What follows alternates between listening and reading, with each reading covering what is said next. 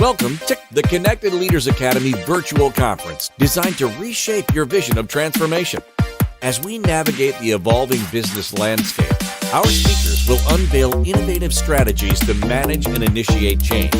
Prepare to adapt, innovate, and lead, ensuring your role as a catalyst in this transformative era.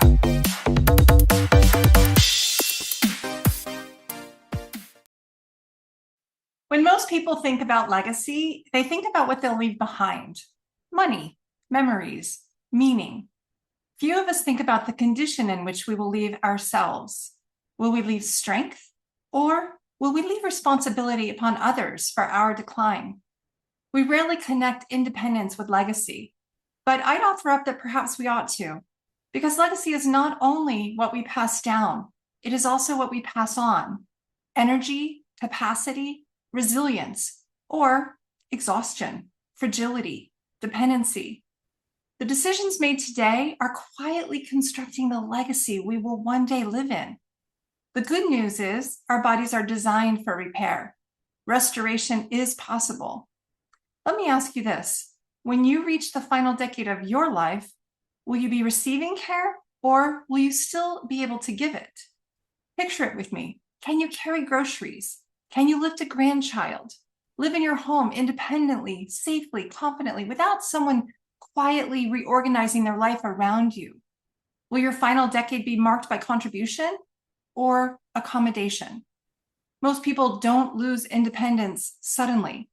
They lose it slowly, quietly, gradually, one accommodation at a time. And whether we like it or not, our loss of independence becomes part of our legacy. Not just what we leave behind, but also what our children or our partners are required to carry, including the responsibility to manage our decline. The question is not whether you will leave a legacy. The question is what kind. Longevity experts agree on something important. Independence in our 70s and 80s is built decades earlier. After age 40, muscle loss accelerates, bone density declines, balance weakens, cellular repair slows, and none of this feels urgent until suddenly it is. Most people don't choose dependence, they drift into it by delaying strength, recovery, and repair. Have you calculated how strong you need to be today if you want to be able to carry groceries in your 70s or 80s?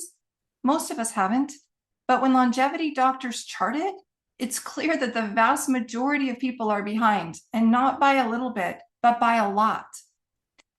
There's a reason I care so deeply about this. For more than 3 decades, I fought for my health. Behind the scenes, in ways most of my colleagues and teammates never knew, I battled 5 autoimmune disorders: chronic fatigue, chronic pain, skin issues, endless illnesses, and migraines. I took more pharmaceuticals than I care to count just to function. From the outside, I looked capable, productive, and strong, but internally, I was struggling. Somewhere along the way, I stopped believing I could actually get better. I accepted less than optimal as normal.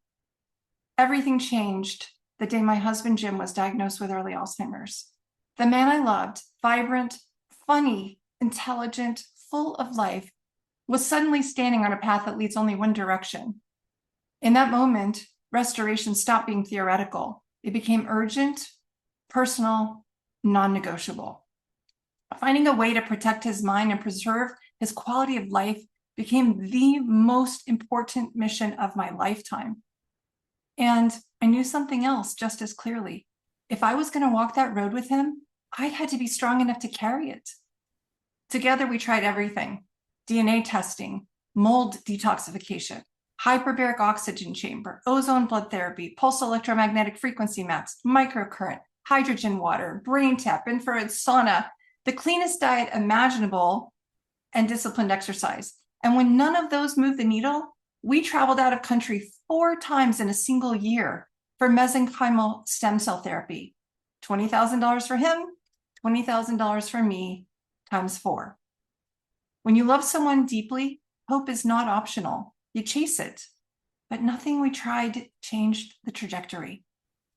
By the time symptoms of Alzheimer's appear, the disease has been developing for decades. And more broadly, Our cells can lose as much as 70% of their function before we feel the very first clear signal that something is wrong. Decline doesn't announce itself. It accumulates silently. Being Jim's care provider was the hardest season of my life. Caregiving is not only emotional, it's physical. Chronic stress alters biology. It elevates cortisol, increases inflammation, fractures sleep, and drains resilience.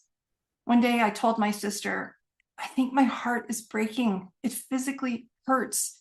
I just don't know how people survive this.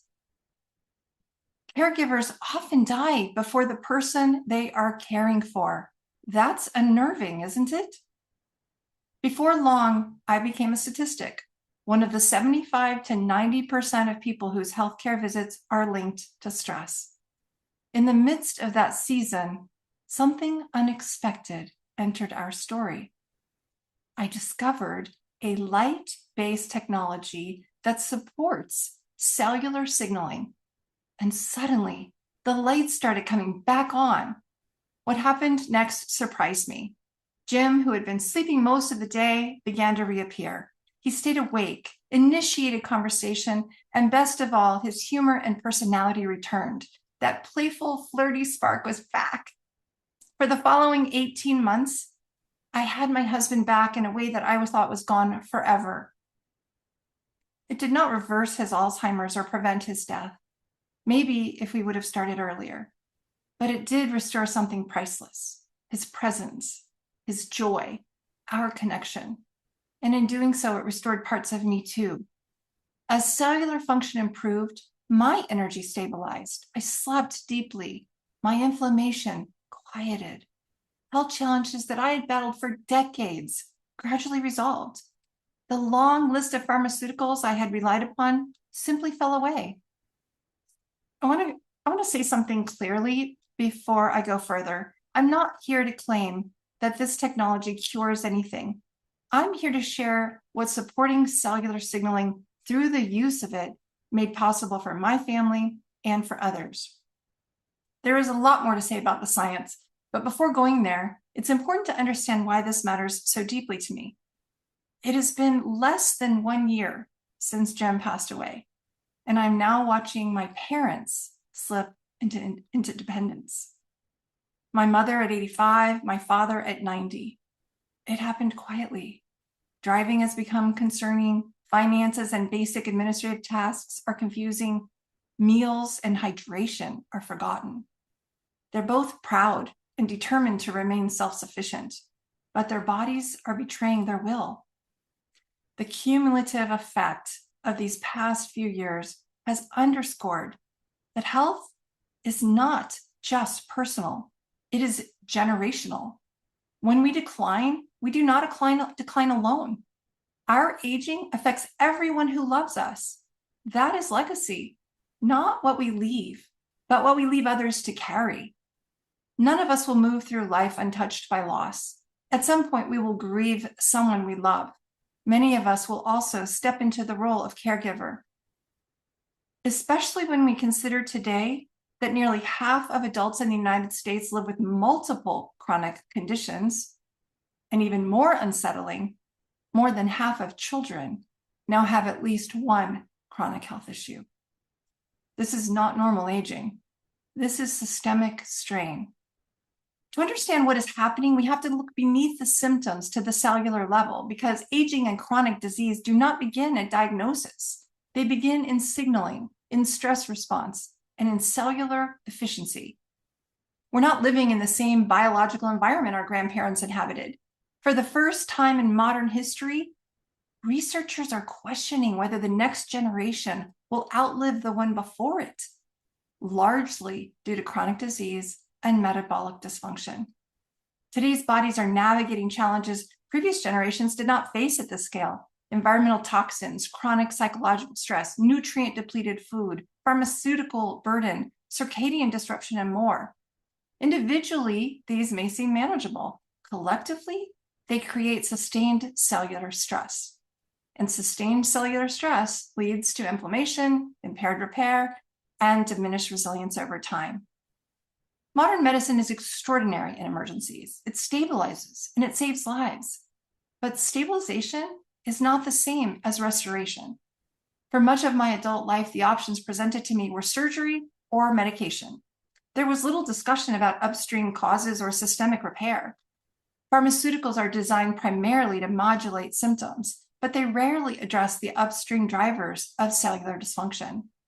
Moreover, medical errors are cited as the third leading cause of death in the United States, and adverse drug reactions, the fourth. Did you know that medications carry secondary physiological costs?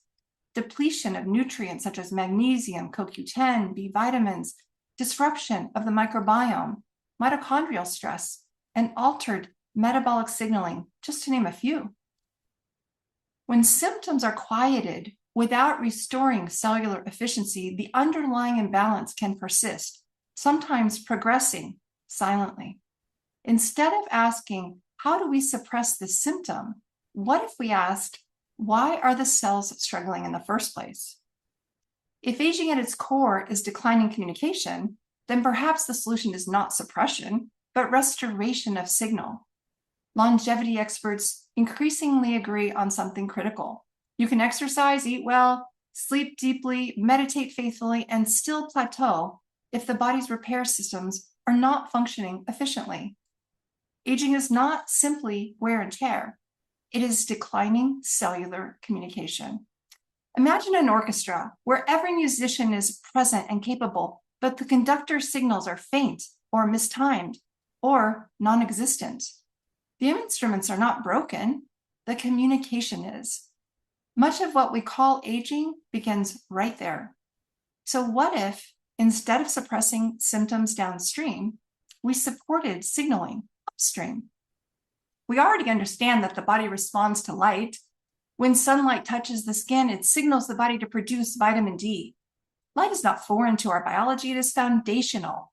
For thousands of years, light has been used therapeutically in various forms.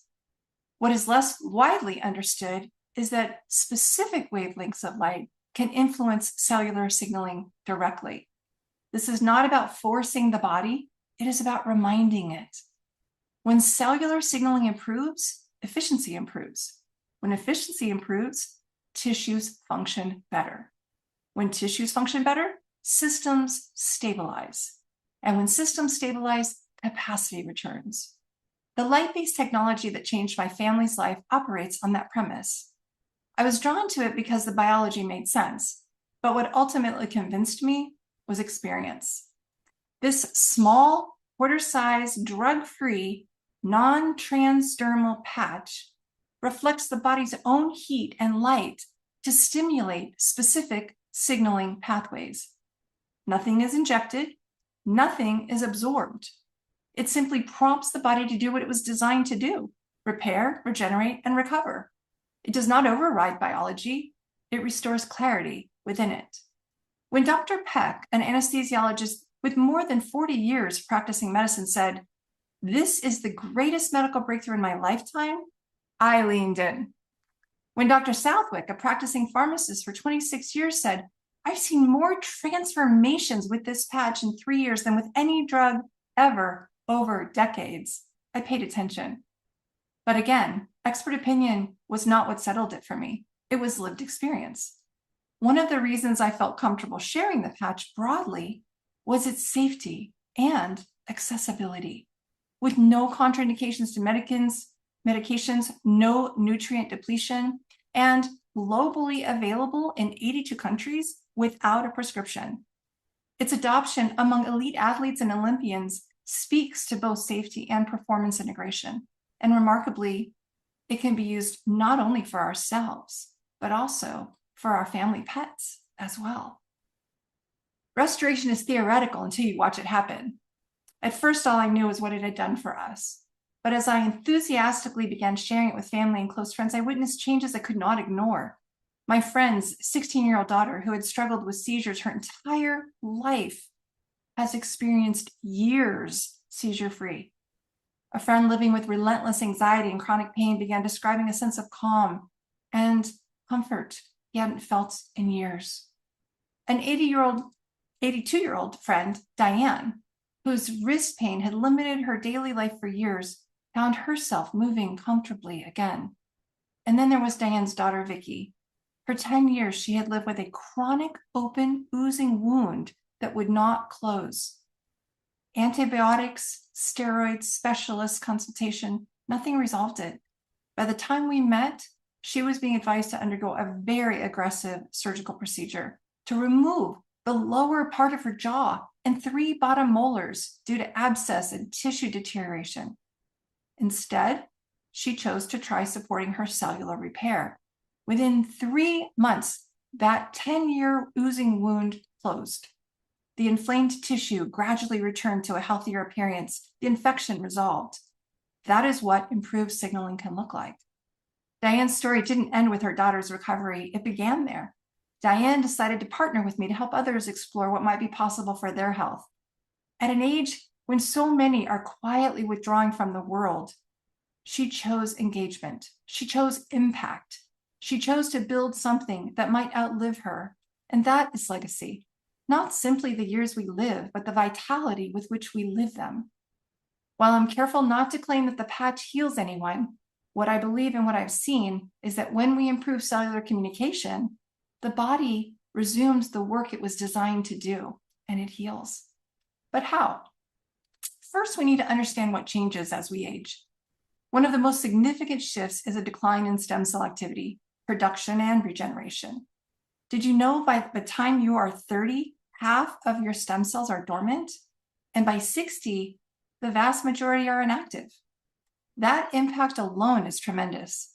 The body's ability to repair tissue, regulate inflammation, and replace damaged cells slows significantly, which affects everything from muscle recovery to immune resilience to organ function. The patent behind this light-based technology states that, quote, it produces beneficial effects to the human body, including the activation of stem cells, improvement in strength, improvement in stamina, and pain relief. Another major factor in aging is the decline of GHK-Cu, a copper-binding peptide, often described as one of the most powerful regenerative peptides identified. The published science on GHK-Cu spans more than 50 years. Research shows it can increase stem cell activation, reset over 4,000 genes to a more youthful expression profile, stimulate growth factors, support nerve growth and cognitive pathways, demonstrate antioxidant and neuroprotective properties, support cardiovascular and lung tissue, enhance collagen production and connective tissue repair, and assist in DNA repair and normal cellular regulation. Levels of GHK-Cu decline significantly with age. Clinics now offer GHK-Cu injections, yet one physician noted that it required more than 4 injections in a single day to equal the elevation achieved through this little light-based patch. When you begin to consider the cumulative impact, stem cell activation, regenerative peptide elevation, antioxidant support, improved signaling, you start to understand how it is all possible to shift our health trajectory. Every body is different, and the body prioritizes according to need.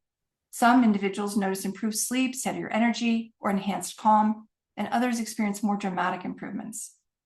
Aging is chronological. Decline is biological, but biology is influenceable. In this year where I lost my husband, even though I'm 61, my biological age is 40. 2 people can share the same age and live very different realities. One climbs mountains, one hesitates at stairs. Same years, different signaling. If we're going to talk about quality of life and the legacy we leave, we must also talk about fundamentals. Most of us are aware of the danger of sarcopenia, the progressive loss of muscle loss, and the muscle loss is the fastest path to dependence. Muscle is metabolic health. It is fall prevention. It is resilience. Strength training matters. Balance training matters. Foot health matters. And of course, we must fuel repair with adequate protein and macronutrients that support cellular function. Hydration matters more than most people realize. Along with minerals, probiotics, enzymes, and essential vitamins that provide the raw materials for repair. Sleep is when growth hormone is released, when tissue repair accelerates, and when strength is built. And of course, stress regulation is not optional. Gratitude practices, meditation, and intentional nervous system regulation practices, including deep breaths, can shift our biology back towards resilience. These foundational practices can change your legacy if begun soon enough. Let's consider two paths. Future A, you continue life as you are. 5 years pass, 10 years pass, and before you know it, you're reconsidering get-togethers or errands. You stop doing large and small things that require energy you no longer trust yourself to have. And your children, partner, or friends reorganize around you. Not resentfully, but necessarily. Future B, you decide right now that you're going to build strength, protect sleep, regulate stress, train balance. You're going to do all the things, including one of the most important, support your cellular signaling. 5 years pass, you're stronger. 10 years pass, you book trips, you become the example your grandchildren remember. Which future aligns with the legacy you want? Both are realistic. The difference is decision. Self-care is not selfish. It is the longest lens of love. You insure your home before it burns down. You invest before retirement. Why would you treat your biology with less foresight? The final decade of your life is being built right now in your muscle, your mitochondria, your mindset, and your signaling. You cannot control time, but you can influence trajectory. If you're curious what restoring your own signal could look like, I'd be honored to help. If you want to explore the science, read the patent, listen to podcasts, or review testimonials, I've gathered everything in one place online at IamReverseAging.com, including a link to my calendar for a complimentary one-on-one. Legacy is not what you leave behind. It is whether in your final decade, you are the care provider or the one receiving it. Thank you.